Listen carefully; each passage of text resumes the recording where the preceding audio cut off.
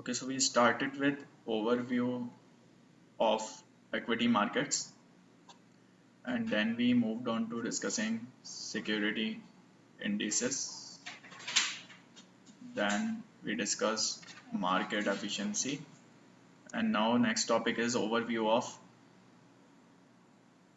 equity securities. That what kind of equity securities are there, what are their purpose, and what are their different characteristics. So again, most of it is theoretical, and most of it would be the same thing which we have discussed already. So what is equity security? Equity security is that security through which you can get an equity stake or an ownership into a business or into a company. What are different? Where are they traded? They are generally publicly traded. Equity securities are generally traded on exchanges, and privately held equity securities are traded privately. What are different exchanges? There are different exchanges around the world, and some of the biggest exchanges are listed here with respect to their market cap. NYSE, New York Stock Exchange, Tokyo Stock Exchange, Nasdaq, NYSE, Euronext, London Stock Exchange, Shanghai Stock Exchange, and so on. And within these, NYSE US has the biggest size. Types and characteristics of equity securities. So when we talk about equity securities, there are generally two types of equity securities: common shares and preferred shares. Common shareholders are said to be real owners.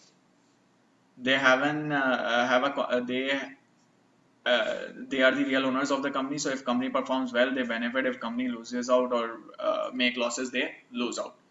So they have a chance of significant upside, but they also have a risk of downside or losses.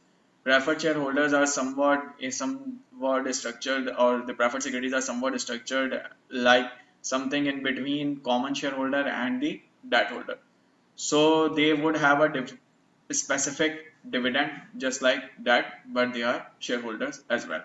So dividend is generally fixed, like for example 2%, 3%, whatever, and they get a preference over common shareholders in the terms that first their dividend is paid and then common shareholders dividend is paid. First, if there is a liquidation, first preferred shareholders will get the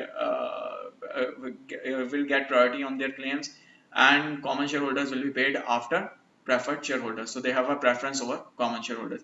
But due to that preference, their risk is lower, and as their risk is lower, their return is also lower. Why lower? Because they do not, if a company performs very well or goes makes a significant upside, still their dividend percentage remains be the same. So that is the benefit or loss. With respect to common shareholders, there are different types of voting which we discussed in corporate governance as well. And we discussed that there can be statutory voting or cumulative voting. We also discussed that cumulative voting is better for shareholders because through this type of voting, shareholder interests are better represented on the board. Classes, there can be class A, class B, or other types of class C or other types of common shareholders. So some companies may issue shares in classes. So some of the classes may have better rights and other classes may have lower rights. Callable common shares are those shares in which a company has the option to buy back share, and puttable are those in which investor has the option to sell back share. Preference shares. Preference shares can be cumulative or non-cumulative. Cumulative means dividends can accrue. So for example, let's say a company made a company has to pay preferred share dividend of $5, but company does not have enough profit or it hasn't made profit, so it cannot pay the dividend of 5 shares, $5. And let's say that next year company makes profit, so it again have to pay a $5 dividend, so it will pay for this year. Now there can be two types of shares. In cumulative shares, this dividend will keep on piling up until and unless it is paid. So if a company does not pay it in first year, then it will have to pay both of these in second year. So a $10 will be paid in second year. If it does not pay these two $5, then it will have to pay 5 plus 5 plus 5, $15 in third year. That are cumulative shares. Non-cumulative are those in which if a dividend is not paid, then it is not accrued. So for example, if company does not have enough profit to pay $5 dividend here, then this $5 will never be paid again. Next year, only next year's dividend will be paid. So that is cumulative and non-cumulative, and it means cumulative preference shares are better because they have lower risk and the dividend can accrue. Then participating preference shares and non-participating preference shares.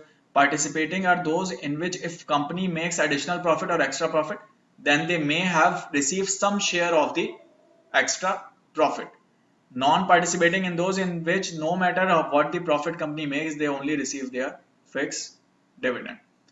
So that is the difference between participating and preference. So participating preference share would have some additional characteristics of common shareholders or common shares.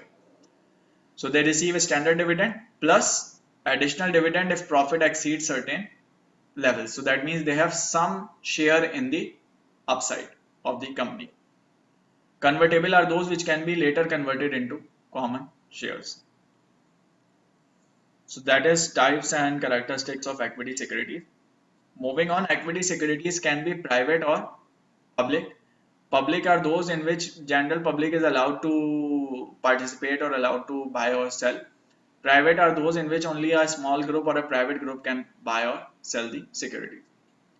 What are the key differences? So private securities are primarily issued to institutional investors, not listed on exchange and have no active secondary market. On the other hand, public securities generally have active secondary market and they are listed on exchange. They do not have market determined quoted prices. They are highly illiquid and require negotiation between investors. They have long term focus but usually give high returns at the end. So illiquid but long term horizon, but generally returns are also higher. So remember these are the differences between private and public. If they are illiquid, that means like publicly listed are public securities are liquid. If they have long-term focus, generally it means that investors investing into public securities generally have a short-term focus. They do not have market determined prices, but publicly listed securities have market determined or quoted prices. They do not have an exchange, but public securities have an exchange. They are primarily issued to institutional investors. Those are primarily issued to retail investors. So remember the differences. Types of private equity investment. So they can include venture capital, leverage buyout, management buyout, and PIPE. What is venture capital? So let's say there is a fund which invests into new ventures or new ideas or new businesses or entrepreneurial businesses or entrepreneurial ventures. This fund is known as venture capital fund, and the investor running this or investor who is making investment in this is known as venture capitalist.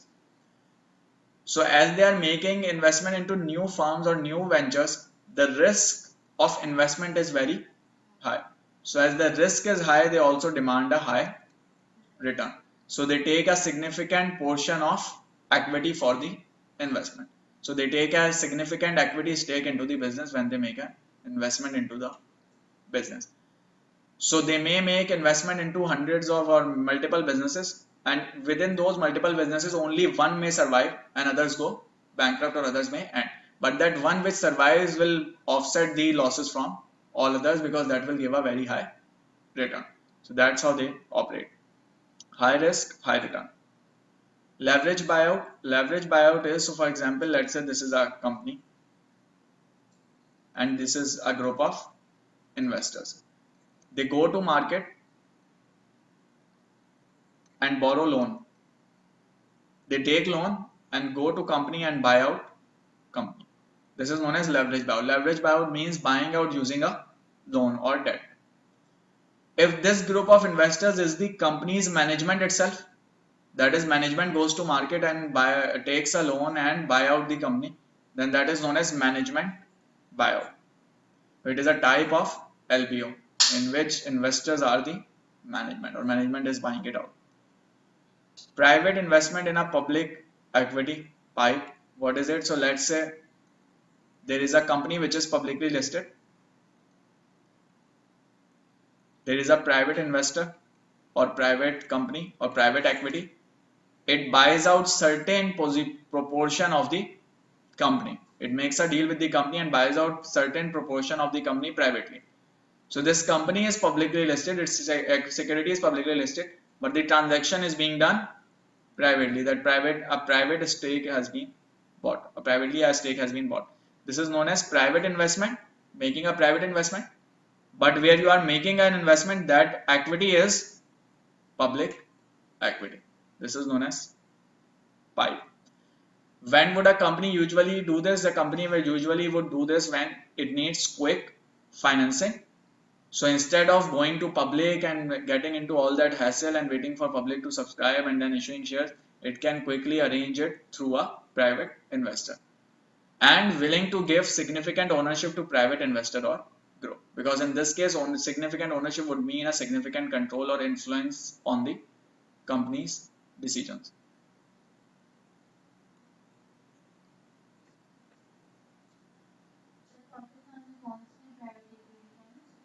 Sian, I think Alphalas also has a private equity fund. Alphala Securities has a private equity fund. JS Investments. Abraj, not Pakistani, but operating in Pakistan or making investments in Pakistan. Ijara है, Ijara private equity fund. काफी सारे.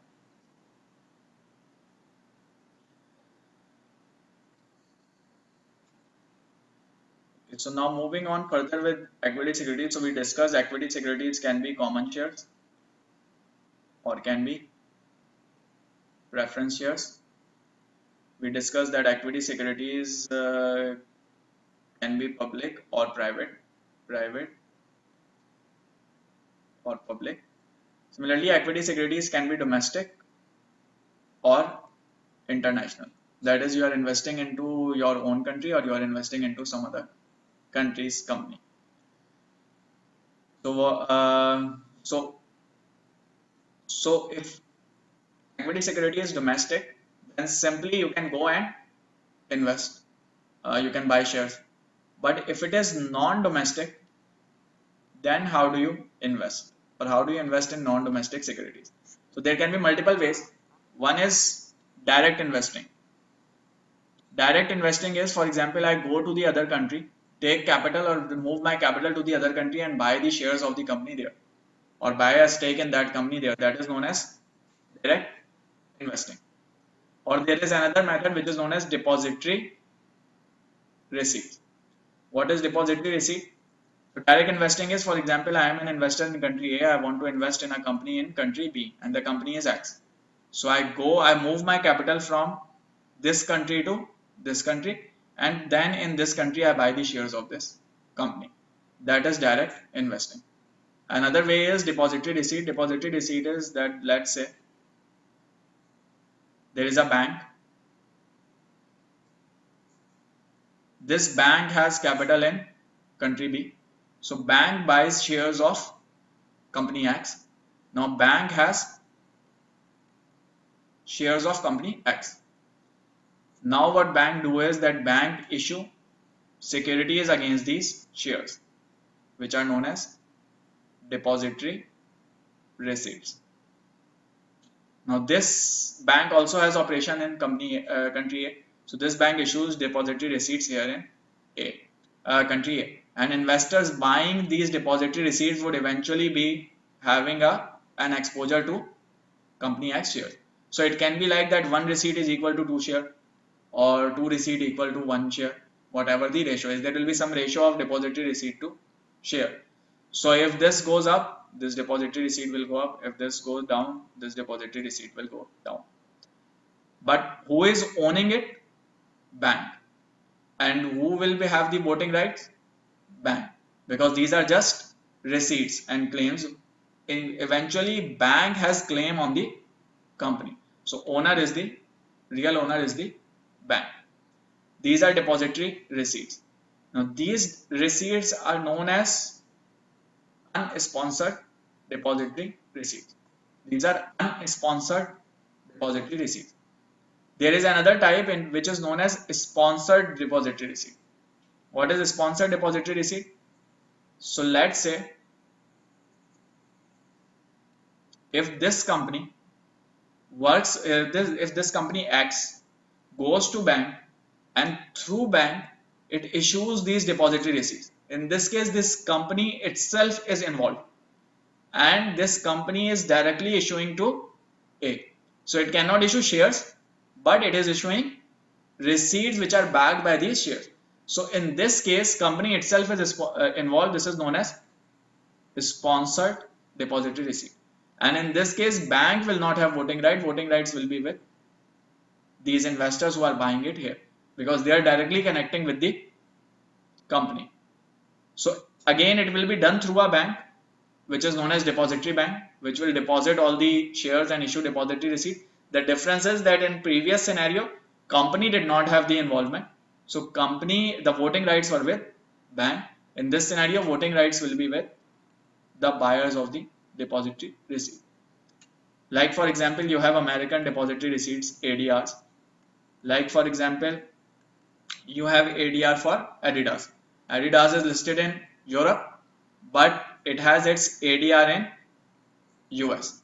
So if someone in US wants to get exposure to Adidas or buy Adidas, they can buy the ADR. And this ADR trades similarly like shares. Like all other shares traded, this ADR trade. Only difference is that this is a receipt which is linked to shares. So it can be 1 ADR equal to 2 share, 1 ADR equal to 1.5 share or whatever the case is. There is a ratio of receipt to share. So this is known as, these are depository receipt. So either you can make investment through you can make direct investment or you can make it through depository receipt. And this bank which is doing it for you is known as depository bank.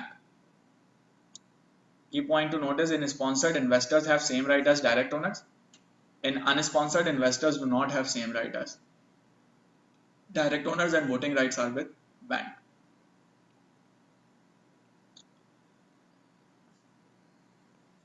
Moving on, there are different types of receipts. There are GDRs, ADR, DRS, BLDR. What is GDR? It is Global Depository Receipt. It is issued outside of the company's home country and outside of US. Let's say this is a company in Europe. This is US.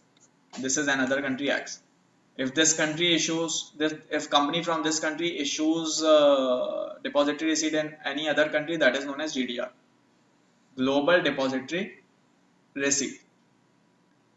American Depository Receipt. American Depository Receipt is if this company issues depository receipt in US, that is known as American Depository Receipt. Global Registered Share. Global Registered Share is that if company registers its shares in different stock exchanges around the world. For example, this company gets its share registered on a stock exchange in this country or on a stock exchange here. So in that case, company will be issuing shares directly because company is listed on stock exchange. फिर depository receipt नहीं होगी, फिर company will be issuing shares directly in that particular market. That is known as registered share. That is, you have gotten your share registered. You are not issuing a receipt, but you have registered your share.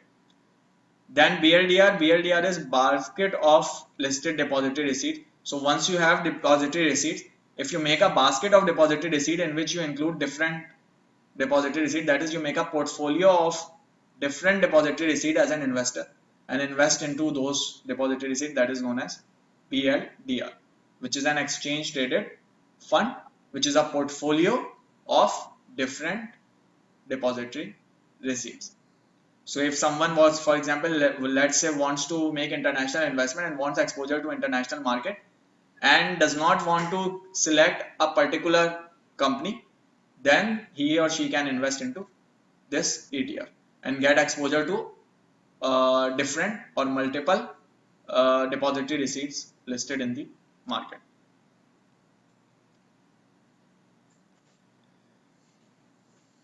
So some of the main features of American Depository Receipts, ADRs, are given here. I think there are some key points to remember or memorize here. So ADRs can be of different types: level 1, level 2, level 3, and rule 144.8. First key point to remember is that remember level 1 and this are unlisted. These two are listed. So remember, level 2 and 3 are listed. Level 1 and rule 144A are unlisted. If you remember this, you will be able to remember most of the other stuff as well. If these two are listed, listing fee will be high. As these two are unlisted, listing fee is low.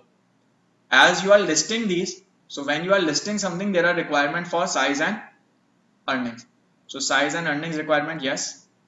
If you are not listing it on any exchange, then size and earning requirement are none.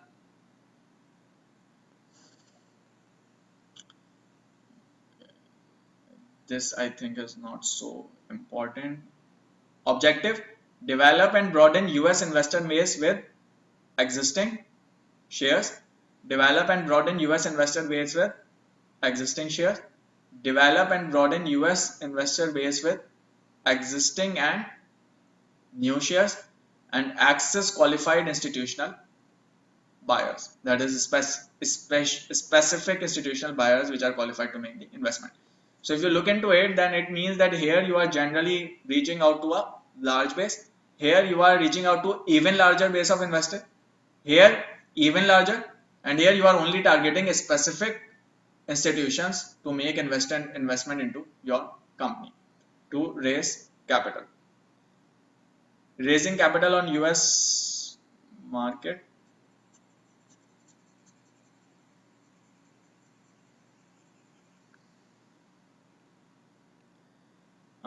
This I think is also important, that with respect to trading, unlisted, so over the counter, obviously unlisted is not traded on exchange. Listed and listed, traded on exchange, NYSE, Nasdaq, Amex. Unlisted, again not traded on exchange, but they are for specific institutional buyers. So you will have private offerings, resales and trading through automatic linkages portal, such as an example is giving PORTL portal. So I think as long as you know this is unlisted, this is unlisted, this is listed and listed, and as long as you know that this is to develop and broaden US investor base, this is for the same reason, but with existing shares, this is with existing and new shares, and this with the qualified institutional buyers, then you should be able to answer what you are asked.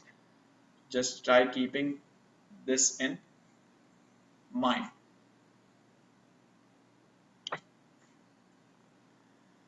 Risk and return characteristics of equity securities. So we have so far discussed different types of equity securities. Now we are moving on to risk and return characteristics of equity securities. So when we talk about return, there can be three sources of return: capital gains,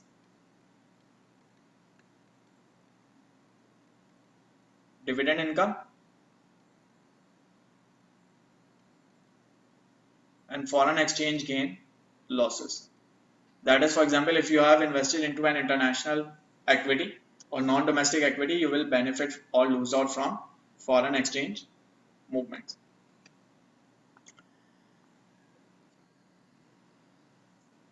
When we talk about risk, we have already discussed preference shares are generally less risky compared to common.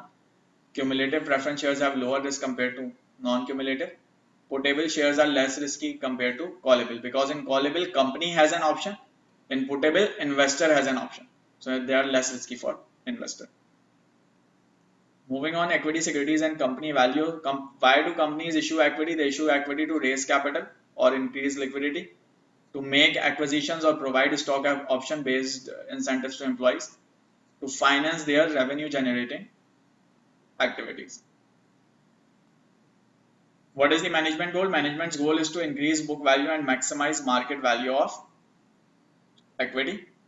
Management's actions directly impact the book value and indirectly impact the market value. What do we mean? So if let's say management is taking an action, that action will impact company's financials. When company's financials are impacted, its book value will be impacted, and when book value or financials are impacted, that eventually will impact market value, because investors will react to it.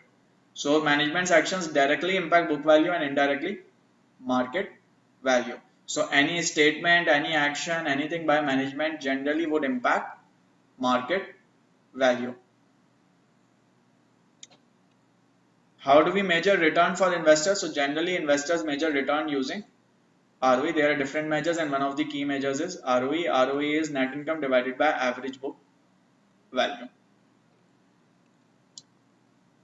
If ROE is greater than required rate of return, then that means generally company is doing good. If ROE is less than its cost of capital, that means company is losing out value.